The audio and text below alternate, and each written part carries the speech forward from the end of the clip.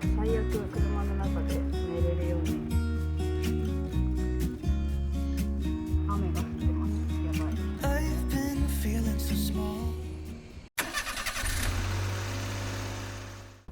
リゾートバイトで沖縄本島に来て3ヶ月半、ついに車を購入しました。今バスで車屋さんに向かっています。買ったのはこちらの車です。引っ張るのは嫌いなのでもうすぐ金額を言っちゃうんですけど、26万円で購入できました。やっぱり日本一周するんだったらちょっと車中泊とかもやってみたいし、サーフボードも乗せたいしって思ったら、やっぱりこの軽バンが良かったんですよね。あんまり大きい車になると小回りも利かないし、運転もちょっと大変そうだったから、軽が良くてずっとこの形を探していました。最初地元福岡で購入しようと思ってたんですけど、沖縄で購入できました。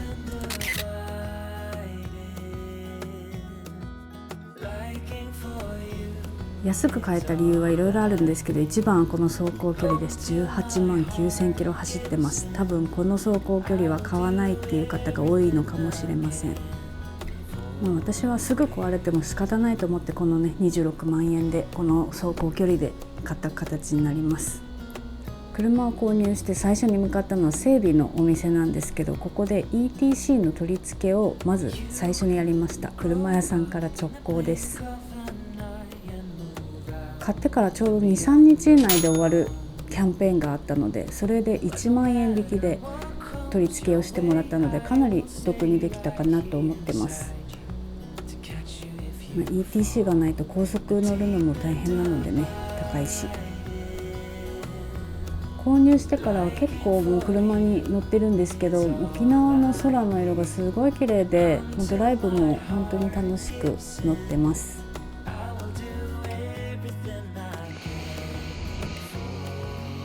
今日は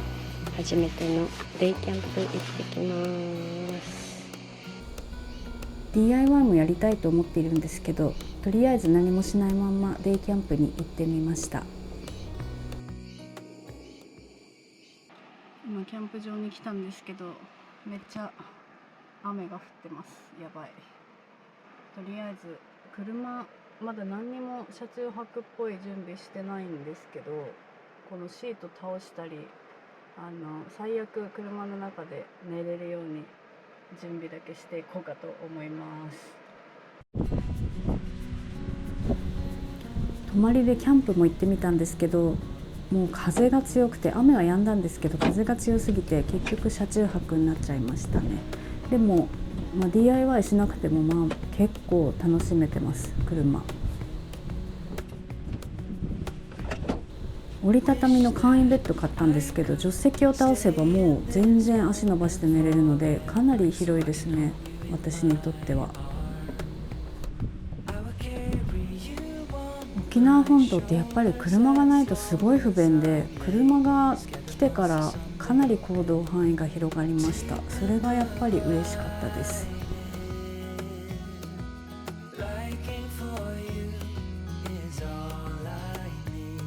車を買ってから1回福岡の実家にも帰ったんですけど、サーフボード取りに行ったんですよね。でサーフボードも助手席倒した状態だとそのままスッともう入れられるのですごい便利で、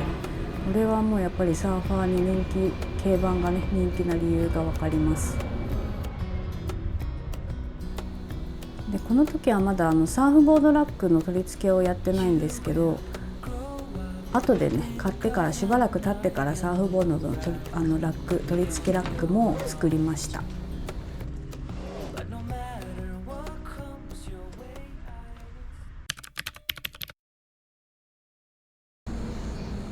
DIY もねお出かけしながら同時進行でいろいろやったんですけど、まずは後ろの席の目隠しやってます。もう説明したりとかね教えたりするような腕の持ち主ではないんですけど、結構楽しくやりました。セリアで買ったプラダンをハサミでカットして、ただそこにはめ込むっていうだけなのでかなり簡単なんですけど、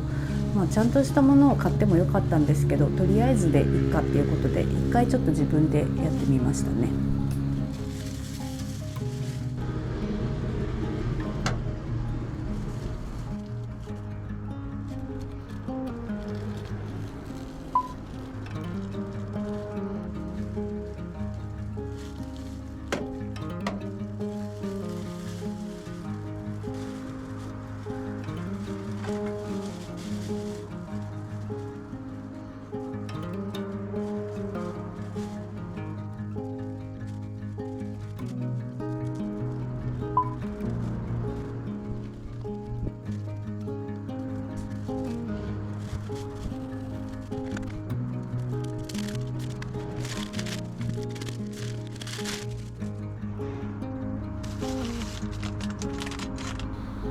私大型なんで結構大雑把なんですよ。なんかこういうのね好きなんですけど、きっちりはできないタイプだからあんまり向いてないかもってやりながら思いました、自分で。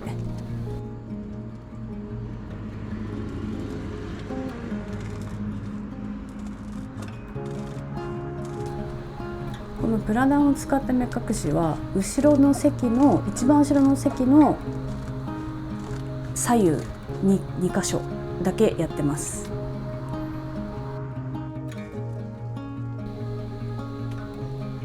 これも後からちょっと動画見て思うんですけど、ひどすぎますね、やり方が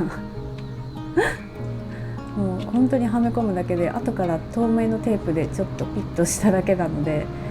あんまり見た目はよろしくないですよね。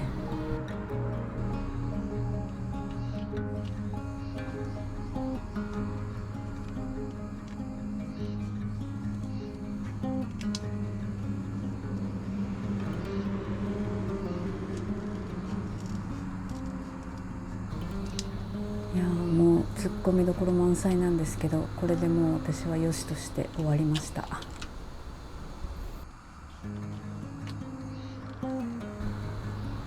で次にやったのがサーフボードラックの取り付けなんですけど、これは絶対にやりたかったんですよね。でこの翌日に私はもう友達を乗せる予定があったので、早くね助手席をシートをね開けておく状態にしたかったんですよ。なのでかなり急ぎ足でやったんですけど、なんとかできたっていう感じです。サーフボードラックなんですけど、純正品とかねそういうものを買ったわけではなくって、自分でイレクターパイプっていうパイプがあるんですけど、それをカットしたり部品を組み立てたりしながら作ったっていう形で、 YouTuber さんとかね他の方のサーファーのね方の参考にしながら自分なりにやったっていう感じになります。ここは本来だったら取っ手の部分、取っ手、手持ち手なんかよくわかんないけど、あそこがついてるものなんですけど、これは商用車で後ろはね荷物を乗せるために作られた車だから、もともとついてないんですよね、持ち手が。でもそこにあるこのポッチ、なんか名前わかんないけど、これを外すとそこにネジをはめれる穴が開いてるんですよ。でその穴をこのカバーを取った状態でそこに部品をはめ込んでいくっていう作業を今やってます。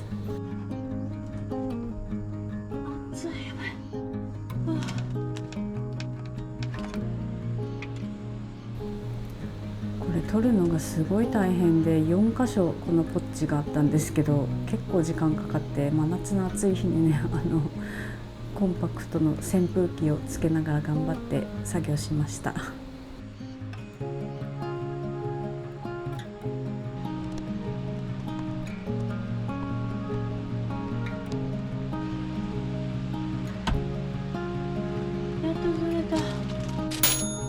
これがさっき言ってたイレクターパイプなんですけど、120センチのパイプを5本ぐらい買ったかな。でそれを、両側の壁にまず沿わせて、でその両側の2本に交差させて取り付けるっていう感じで使ってます。でこのイレクターパイプのすごいところが、パイプカッターっていうね手動のこの機械を使って手でカットできるんですよ、この機械だけで。でこうねじって刃を回転させてどんどんねじってっていうのを繰り返して、やっとカットできるっていう感じで、これを全部手動でやりました。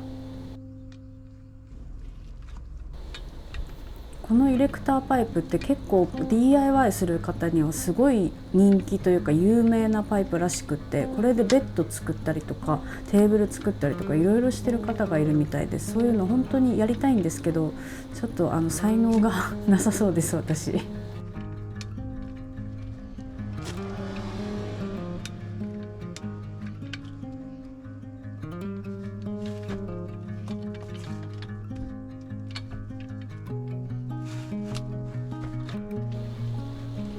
でどれに何センチ必要かっていうのを最初にこう決めて、でそれに合わせて全部この作業を繰り返すっていう感じで、結構時間かかりましたね。でも1日というか数時間で終わったので、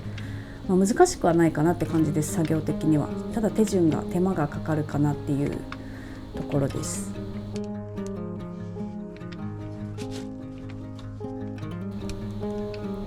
できないくせにやりたくなっちゃうんですよね。こういうのって面白いから好きではあるんですけど、なかなか難しかったですね、やってみて。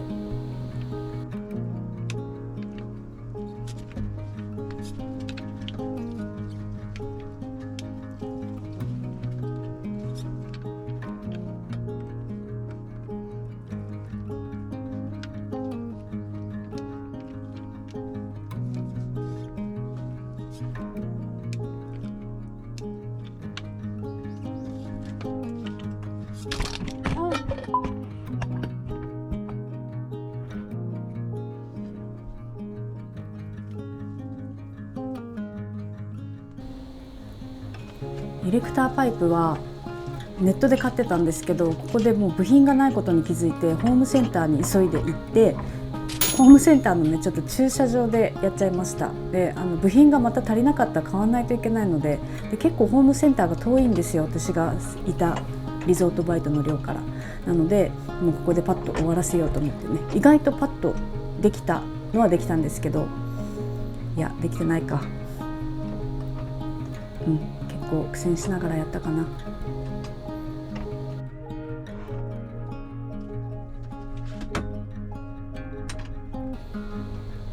ここで電動ドリル使ってみたんですけど全然できなくって、でよくパーツをね見直したら電動ドリルじゃなくて六角のやつでね手動で全然できたっていう、ここは本当に意味ない工程でした。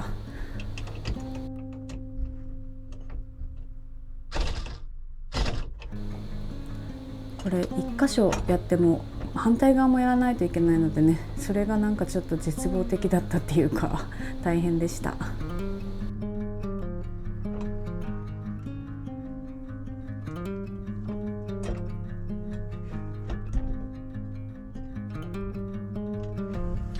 やばい、全然合ってない。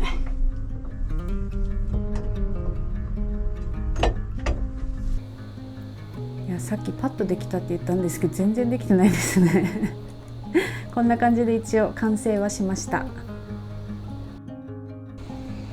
でサーフボードラックが出来上がったら、その日のうちにねサーフボードが乗せられるかっていうのをチェックしに一回寮に戻ってサーフボードを乗せてみるっていうのをやってみました。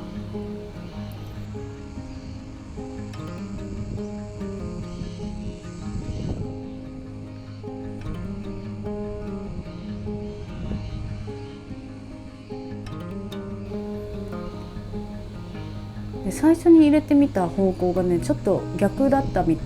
ね引っかかっちゃって最後まで入れれなかったので、上下をね入れ替えて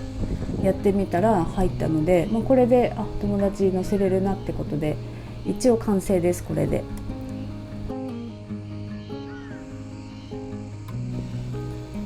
一応強度は大丈夫だと思うんですけど、なんかプラスチックの部品だと劣化するっていうのを他の記事とかねYouTube とかで見かけたので、金属のパーツを使ってます。いやでもね、この車の中に簡易ベッド乗せたりサーフボード乗せたりしてると、このままこれで日本一周やっと行くんだなっていうのがねちょっと実感が湧いてきて、ちょっと楽しくなってきました。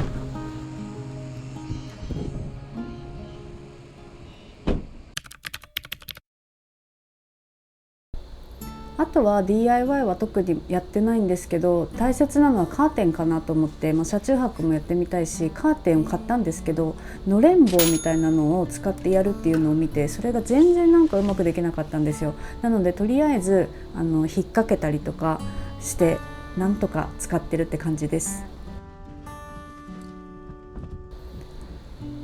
でも車中泊を一回やってみたかったので、とりあえず沖縄を出る最終日に車中泊やってみました。これもまた別で動画を上げるんですけど、カーテンもねなんとかつけれて車の中で寝るっていう体験を初めてやってみました。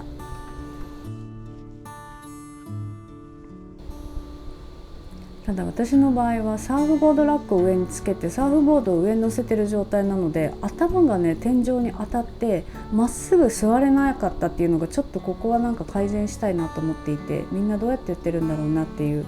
そこをねちょっとこれから車中泊しつつ改善していきたいなっていうところです。そして無事に朝を迎えられたんですけど、このカーテンを取った瞬間に光が入ってくる感じがもうすごく好きで、私車の中で寝たんだなっていうねちょっと感動しました。